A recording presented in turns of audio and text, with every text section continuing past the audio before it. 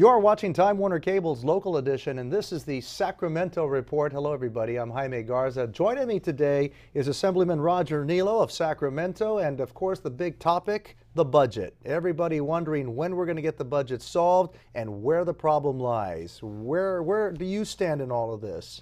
It's the never-ending story, Jaime. There hasn't been a month in the last 2.5 years that it hasn't been top of the mind topic for me.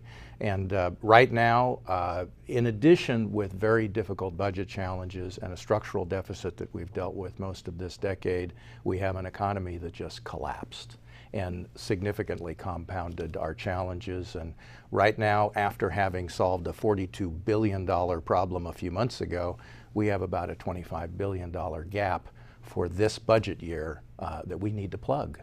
We keep hearing about, from taxpayers saying, what's going on in Sacramento? Why don't they run Sacramento like a business? If I have to pay my taxes, I have to pay my bills, why can't the lawmakers in Sacramento do the very same thing? What are we facing?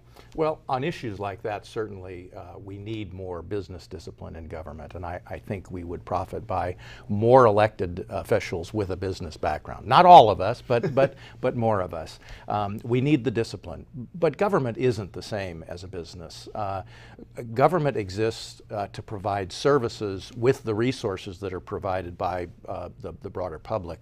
Businesses exist to make money by providing services who choose to purchase them. So the missions are fundamentally different, but certainly business discipline, business control would go a long way toward helping government to work better. You and I were talking a little bit about solutions. I mean, we're hearing things about possible tax hikes, cuts across the board, safety net programs.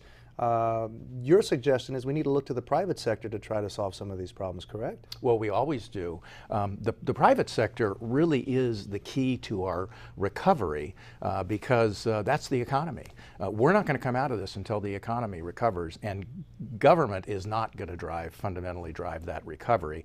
Also, the private sector provides a lot of services to people. Look, we're going to solve this budget in very difficult ways. All of our solutions are going to be unpalatable to Republicans and Democrats alike, and we're going to upset a lot of people. But we have to do it. We have to make the tough decisions.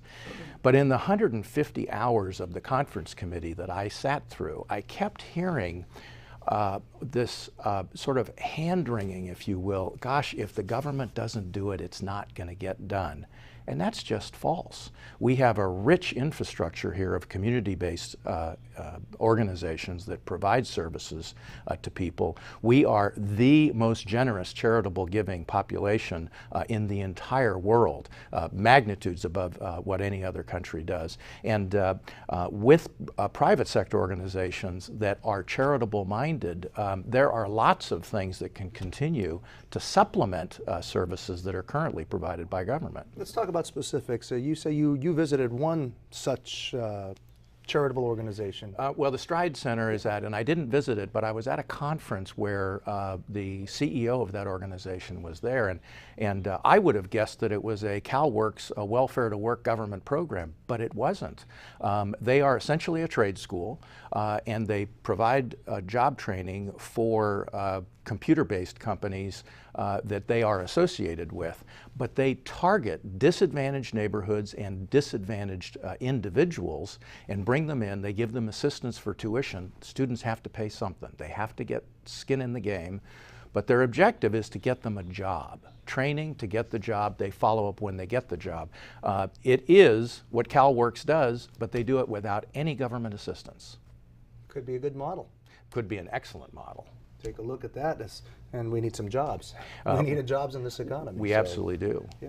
And we need people trained for jobs. So it trains people, gets them jobs. As I said, it's a welfare to work model without any involvement by government. And on that, Assemblyman Roger Nilo, thank you very much for joining us. This has been Time Warner Cable's local edition, the Sacramento Report.